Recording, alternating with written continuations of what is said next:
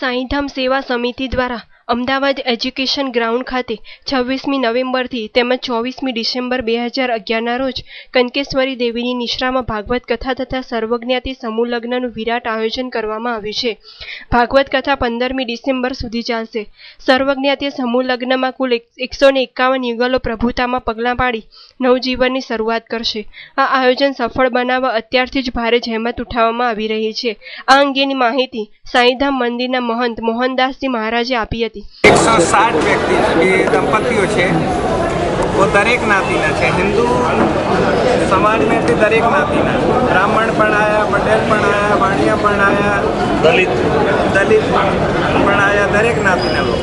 साधारण लोगों जे लोगों लगन नहीं लगन करवा में संकुचितता हो, आटली बड़ी मोंघवारी में वो जे लगन करवा में तकलीफ पड़ती हो, जमीन वेचीने करता हो, मंगलसूत्र बहनों गिरवी राखीने करता हो, दागिना वेचीने करता हो, एने की समाज द्वारा वो ट्रस्ट द्वारा वो साईं सेवा समिति द्वारा वो समाज द्वारा ये समूह लगन में एने राहत मळे, वो लगन करी सके એટલે આ એનો હેતુ એ છે। કાંકરેજના ધારાસભ્ય બાબુભાઈ દેસાઈએ જે સમારંભના દાતા છે તેઓએ જણાવ્યું હતું કે સમાજના કલ્યાણ માટે આવા ઉમદા પ્રસંગોનું આયોજન કરવું જોઈએ। આ આયોજન જે થયું છે સમૂહ લગ્નનું એની અંદર એક દીકરીને એક તિજોરી, એક ચાંદીનું મંગળસૂત્ર, 5 જોડ કપડાં અને લગભગ 6 થી 7 હજારની આજુબાજુનું વાસણો એટલે રસોડા સેટ એનું આયોજન કરેલું છે મારા તરફથી। બચ્ચન પુત્રવધુ ઐશ્વર્યા રાયે પુત્રીને જન્મ આપ્યાના ગઈકાલે 6 દિવસ પૂર્ણ થતા અમદાવાદના ગાંધીગ્રામ રેલવે સ્ટેશન નજીક આવેલા બચ્ચન પાન પાર્લર અને ટી સ્ટોલના માલિક તેમજ બિગ બીના ચાહકો દ્વારા બેન્ડ વાજાની ધૂમ અને ફટાકડા ફોડી તેમજ જલેબી વહેંચીને છઠ્ઠીની ઉજવણી કરવામાં આવી હતી। આ ઉજવણીમાં બિગ બીના ડુપ્લિકેટ ચહેરા ધરાવતા ઘણા બચ્ચન પણ ડાન્સ કરતા નજરે પડ્યા હતા। बच्चन साहब ना अभिषेक ने जो छोकरी आई है એટલે અમે છઠ્ઠી રાખેલી હતી એટલે જલેબી ને બધું વેચી દીધું અને ચોકલેટો વેચી હતી। દિલ્હીમાં યોજાયેલા કિન્નરોના સંમેલનમાં લાગેલી ભીષણ આગમાં 17 જેટલા કિન્નરોના મોત નીપજ્યા હતા, જ્યારે કેટલાક ગંભીર રીતે દાઝી જતા સારવાર અર્થે નજીકની હોસ્પિટલમાં ખસેડાયા હતા। આ દુર્ઘટનામાં ગુજરાતના 2 કિન્નરો ગંભીર રીતે દાઝી ગયા હતા, જેઓને સારવાર અર્થે એમ્બ્યુલન્સ મારફતે અમદાવાદમાં લાવવામાં આવશે। ગઈકાલે મોડી સાંજે કિન્નરોના અગ્રણી સોનિયાદેએ અમદાવાદ એરપોર્ટ ખાતે જણાવ્યું હતું કે દિલ્હી પોલીસે આ દુર્ઘટનામાં સહયોગ આપવાને બદલે ખૂબ દબન ગુજાર્યું છે। કિન્નરોનું 20 કિલો સોનું ઉપરાંત 1 કરોડ રૂપિયા લૂંટી લેવાયા છે। આ અંગે અમે મુખ્યમંત્રી શીલા દીક્ષિતને આવેદનપત્ર આપ્યું છે તેમજ ગુજરાત હાઈકોર્ટમાં પણ રીટ પિટિશન કરાશે। આપણા કિન્નરોનો સંમેલન હતો જેના અંદર અમે લોકો એક હવન કરીએ છીએ। અમારા જે જજમાનોને ઓલાદ નથી થતી એના માટે અમે બધા પૂજા પાઠ કરતા હોય, જેમાંથી અમારે આશીર્વાદ આપીએ છીએ। એવો એક ફંક્શન હતો, ત્યાંમાં અચાનક આગ લાગી ગઈ, જેમાંથી 50-60 કિન્નરો એક્સપાયર થઈ ચૂક્યા છે અને 100 ઉપર કિન્નર બળી ચૂક્યા છે, જેમની સ્થિતિ ઘણી નાજુક છે।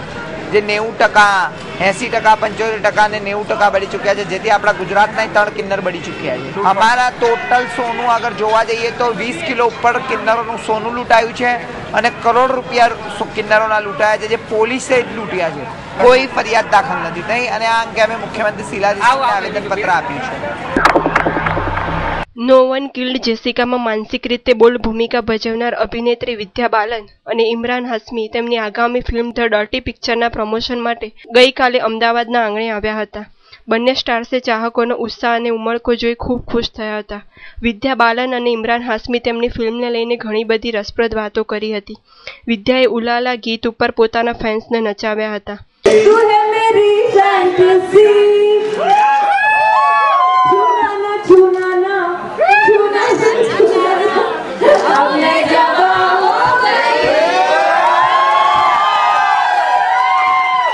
રેખાની સ્ટાઇલને ફોલો કરતી અને માધુરીની એક્ટિંગથી પ્રેરાઈને અભિનેત્રી બનેલી ચુલબુલી વિદ્યા ડર્ટી પિક્ચર વિશે કહે છે કે ડર્ટીનેસ વ્યક્તિના મગજમાં હોય છે। દ્રશ્યને સારી રીતે ફિલ્માવાયું હોય તો તે ક્યારેય ધૃણાસ્પદ ન લાગે।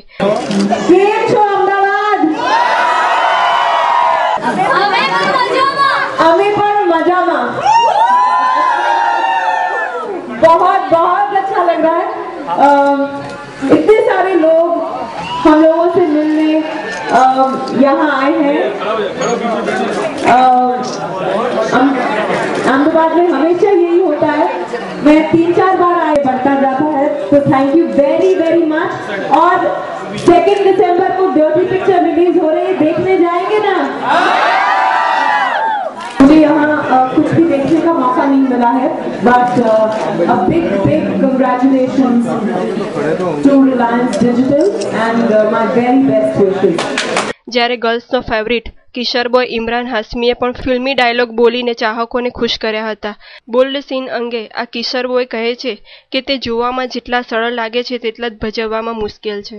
मेरा तो हमेशा से एक ही इंसेंटिव रहता है कि मैं आके खूबसूरत लड़कियों को मिलने के बाद मेरा काम हो गया, इतनी खूबसूरत लड़कियां हैं यहाँ पे। कौन है? मैं तो डर्टी पिक्चर समझ के आया नहीं हूँ। અમદાવાદમાં 26મી ફેબ્રુઆરી 2012ના રોજ 11 લાખ ભૂદેવો એકત્રિત થશે। આ સાથે બ્રહ્મ 84 સમૂહ જનોઈ અને પસંદગી મેળાનું ભવ્ય આયોજન કરવામાં આવ્યું છે।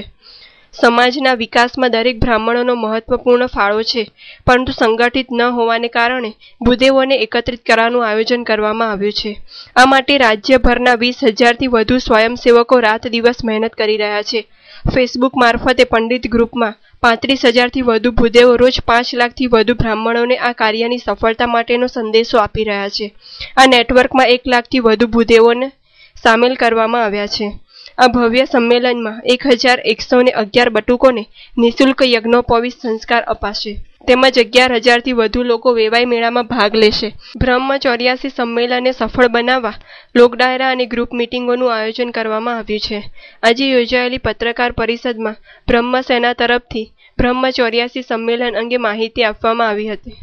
તો બ્રહ્મ સેનાના પ્રમુખ અમારા ભાવેશભાઈ રાજગુરુએ અમદાવાદ ખાતે આ વર્ષે 11 લાખ બ્રાહ્મણો એ બ્રહ્મ 84 1,111 ની બટુકનો યજ્ઞોપવિત અને 11,111 વેવાઈ પસંદગી મેળો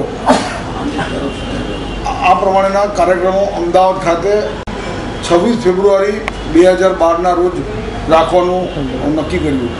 મૂળ હેતુ સંગઠિત સમાજ થાય અને બધા જ તળવાળા ભૂલી જ્ઞાતિ ભૂલી બધા એક જ મંચ નીચે આવે।